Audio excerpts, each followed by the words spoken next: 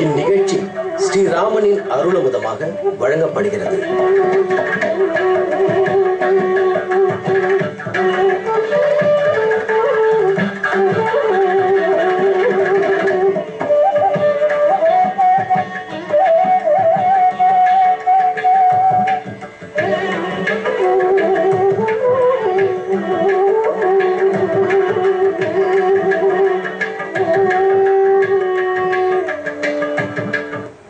ராமாய ராமபத்ராய ராமச்சந்திராய வேதசே ரகுநாதாய நாதாய சீதாயா பதையே நமஹா.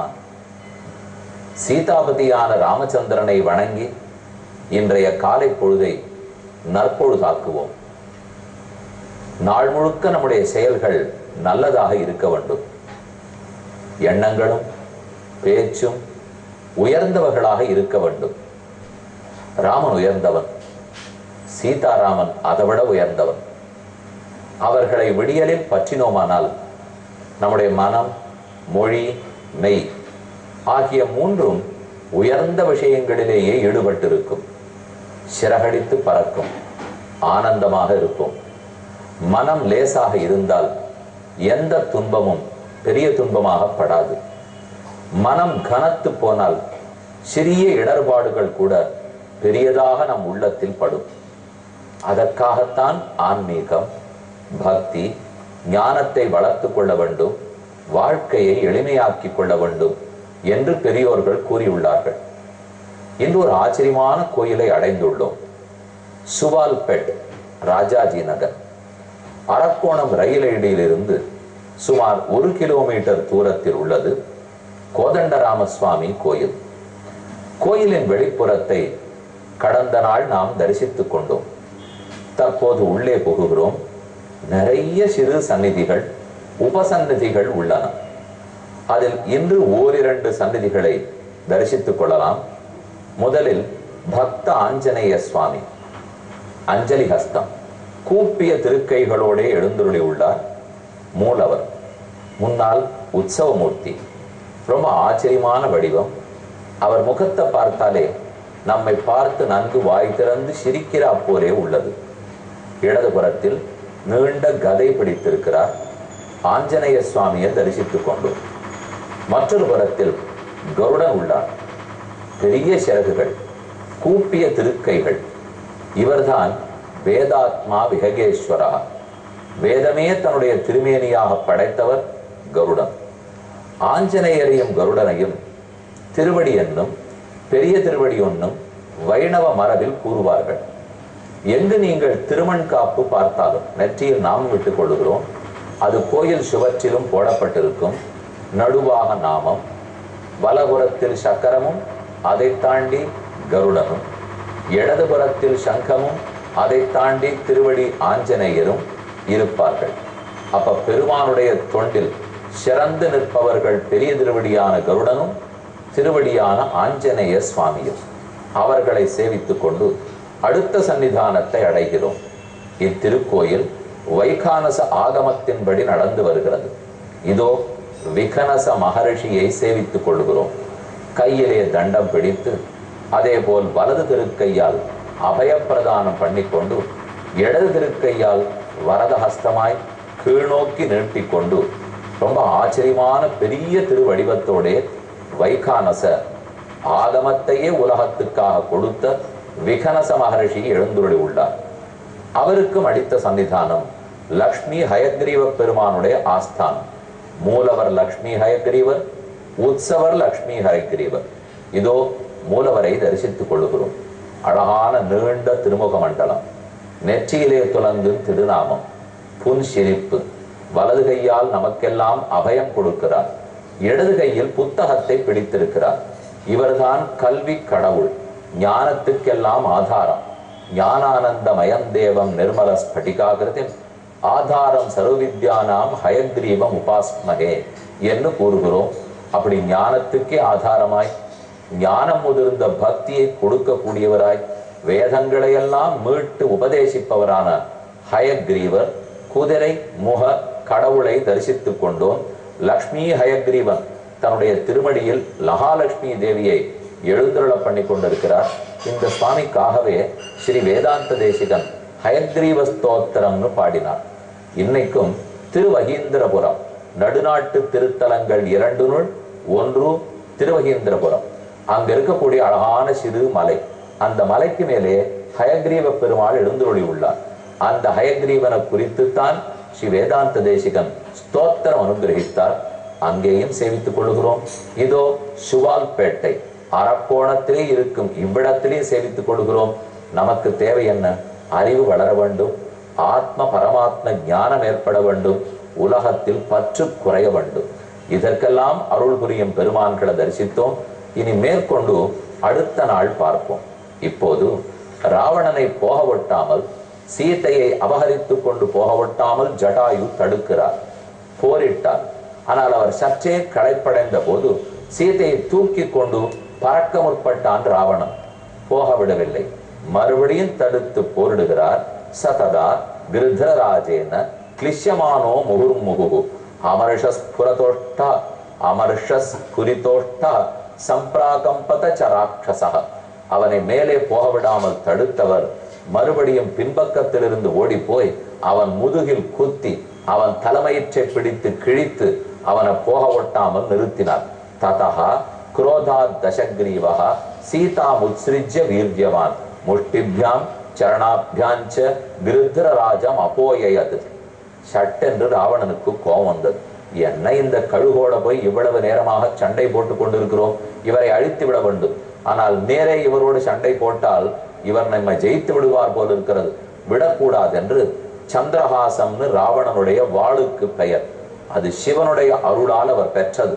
அந்த வாளை உருவினான். ததோ முகூர்த்தம் சங்கிராமஹ பபூவ அதுல வீர்யயோகோ ராட்சசானாஞ்ச முக்கியஸ்ய பக்ஷிணாம் பிரவரஸ்ய. ராட்சதர் தலைவனுக்கும் பறவை தலைவனுக்கும் இருவருக்கும் ஒரு முகூர்த்தத்துக்கு சொல்லமாளா சண்டை. ஒத்தருக்கொத்தர் அடித்தலும் புடைத்தலும் அதிவேகமான சண்டை, நம்மால் நினைத்து கூட பார்க்க முடியாத சண்டை. தஸ்ய வியாவச்சமானஸ்ய ராமஸ்யார்த்தேச ராவணா பக்ஷௌ பாதௌச்ச பார்ஷௌச்ச கட்கமுத்ருத்ய சோச்சனது. தன்னுடைய சந்திரஹாசம்ங்கிற வாளை எடுத்தார். கழுகினுடைய கை, கழுகினுடைய சிறகுகள், கழுகினுடைய கைகள் என்று காலை அறுத்தார், மூக்கை அறுத்தார், சிறகுகளை அறுத்தார். இனி நம்மை வெட்டுவதற்கு ஏதும் இல்லை, அனைத்தையும் அழித்தோம். இவன் கொக்கரித்த போதே ஆகாயத்திலிருந்து தடால்னு கழுகரசர் கீழே விழுகிறார்.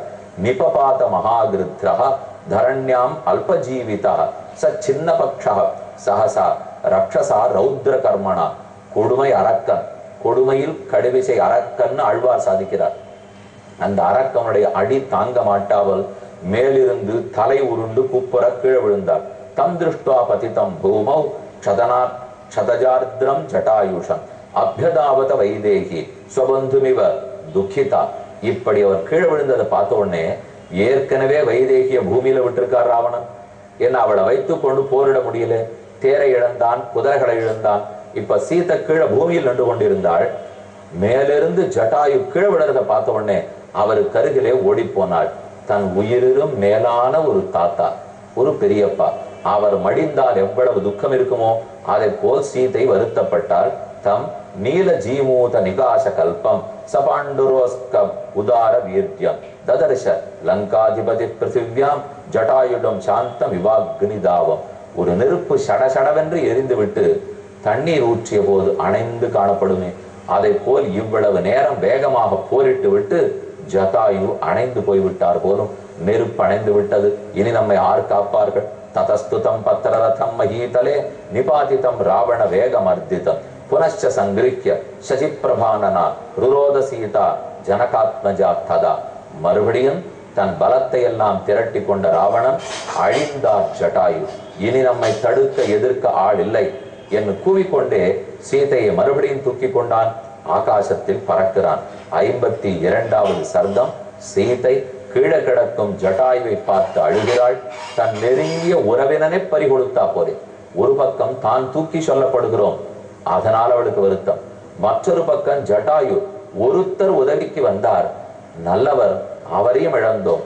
சாது தாராதிபமுகி ராவணேன நிரீக்ஷதம் விருத்ரராஜம் வினிகிதம் விலலாப சுதுக்கிதா. நனூனம் ராம ஜானாசி மகத் வியசனம் ஆத்மனஹ தாவந்தி நூனம் காக்குத்ஸ்த மதர்த்தம் மிருகபக்ஷிணா. எனக்காக மிருகங்களும் பட்சிகளும் போரிடுகின்றன. ராமா, செய்தி உனக்கு தெரியாதா? நீ எங்கு போனாய்? நான் கேட்டது வாஸ்தவன்தான். ஆனா போன உன்னை திரும்ப காணோமே. லக்ஷ்மணனை அனுப்பிட்டேனே, அவனையும் காணோமே. நீங்கள் இருவரும் இருக்கும் போதா என்னை யாரோ தூக்கி போகிறான்? நீங்கள் இருவரும் உயிரோடு இருக்கும் போதா பெரியவரான ஜட்டாயி இறந்து போக போகிறார்? இது உங்களுக்கு அடுக்குமா? அயம் ஹி கிருபயா ராம மாம் திராத்துமிக சங்கதா சேதே வினிகிதோ பூமௌ மம அபாக்யாத் விஹங்கமஹ. என்னுடைய சௌபாகியமா என்னுடைய தௌர்பாகியமா? நாம சொல்லுவோம், இப்ப நமக்கு எவ்வளவு ராசி தெரியுமோ சுவாமி? நாங்க எங்கேயானு போனோம்னா அன்னைக்கு பார்த்து பந்தா இருக்கும், கோவில்லாம் மூடி இருக்கும். சரி, போனா போன இடத்துல தான் பந்தா இருக்க, எங்கேயானு தங்கிக்கலாம்னு பார்த்தா இல்ல அந்த கட்டடத்தையே காலி பண்ண சொல்லிட்டாளா, இன்னைக்கு ஒத்துரும் கிடையாதான். சரி, எங்கேயான போய் சாப்பிட்டுட்டு ஓரமா படுத்துப்போன்னு பார்த்தா அன்னைக்கு பார்த்து வயிற்று வலி வரும். வயிற்று வலியை போக்கிக்கலாம், மருந்து கேட்கலாம்னா எந்த டாக்டரும் கிடையாதுன்னு சொல்லுவார்கள். இப்படி நமக்குன்னு ஒரு ராசி இருப்பாங்க. சில பேருடைய ராசி ஆரம்பிக்கச்சே எல்லாம் நடக்கும், சில பேருக்கு எல்லாம் தடங்கள் தடங்கள் தடங்கள். சீத்தை கூறிக்கொள்ளுகிறாள் என் ராசி அப்படின்னா என்னுடைய சௌபாகியம், என் பாக்கியத்தை பத்தியா? ஒருத்தர் உதவ வந்தார், அவரும் இறந்து போய் கிடக்கிறார். நீ கூட இருந்தாய், உன்னை நானே அனுப்பி வைத்து விட்டேன், இனி பேச்சே இல்லை. என்னுடைய தௌர்பாகியம் நெருப்பை கூட எரித்து விடும் போல் இருக்கேன். பாபத்தை விட கொடிய பாபம் புரிந்தவளா நான்? கிருதம் காரியமிதி ஸ்ரீமான் வியாஜஹார பிதாமகா திருஷ்டுவா சீதாம் பராமஷ்டாம் தேவோ திவ்யேன சக்ஷுஷா. இப்படி அவள் புலம்பிக் கொண்டே அழுது கொண்டிருந்த போது ராவணன் தூக்கி கொண்டு ஆகாசத்தேறினான். இனி தடுக்க ஆளில்லை. இந்த காட்சிகளை எல்லாம் தன் சத்தியலோகத்திலிருந்து மறைந்து பார்த்திருந்த பிரம்மா, நம் செயல் முடிந்து விட்டது, ராமன் எதற்காக போனாரோ அந்த செயல் நடந்துவிடும், இனி கவலை இல்லை என்று ஆனந்தப்பட்டார். சீதை ராவணன் தூக்கி போகிறான், அவருக்கு என்ன மகிழ்ச்சி? இப்போ தேவர்கள் எப்பவும் தங்க காரியத்திலேயே குறியார்ப்பார்கள். அவர்களுக்கு மகிழ்ச்சி, சீத்தை தூக்கி போனபடியால் இனி அடுத்தது சண்டைதான், ராவணன் அழிந்து போவான். அதைத்தானே அவர் வேண்டி திருமாலை கேட்டுத்தானே ராமனே அவதரித்திருக்கிறார்.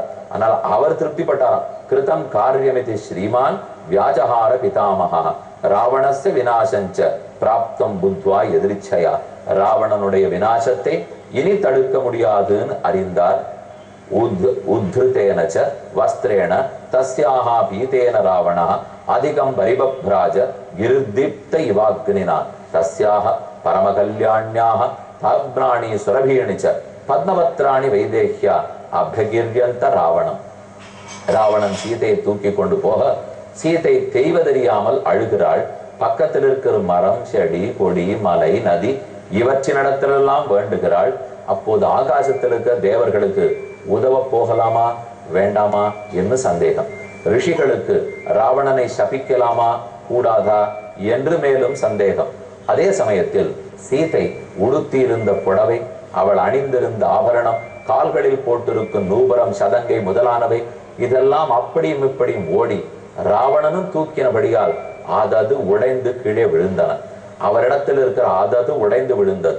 உத்தமாங்க சுதாதஸ்யாக புஷ்பவிருஷ்டி சமந்ததா சீதாயா கிரியமானாயாக பபாத தரணீதலே சரணான் நூபுரம் பிரஷ்டம். காலில் போட்டிருந்த நூபுரம் அருந்து கீழே விழுந்தது. வைதேஹ்யா ரத்னபூஷிதம் ஜலப்பிரபாதாஸ்திரமுகாக சிருங்கை ருச்சித பாகுவிகி சீதாயாம் ரியமானாயாம் விக்ரோசந்தீவ பர்வதாக. அங்கிருக்கும் மலைகளிலிருந்து நீர்வீழ்ச்சிகள் விடுகின்றன. அது எப்படி இருந்தது? இதுக்குத்தான் தற்குறி பேற்றணின்னு சொல்லுவார்கள். இயற்கையில் நடக்கும் ஒரு நிகழ்வு, அதில் புலவன் தன்னுடைய கருத்தை ஏத்துகிறான். அதாவது மலையிலிருந்து நீர் விழுகிறது, அது சீதையை தூக்கி போவதை பார்த்து மலை அழுகிறா போலே இருந்ததாம். கிரியமானாம் து தைதேகிம் திருஷ்டுவாதீனோ திவாகரஹ பிரவித்தஸ்த பிரபா ஸ்ரீமான் ஆசீத் பாண்டுர மண்டலஹ. சூரியன் கீழே சீதை தூக்கி செல்லப்படுவதை பார்க்க மாட்டாமல் மேகத்துக்கு பின்னே மறைந்து கொண்டான்.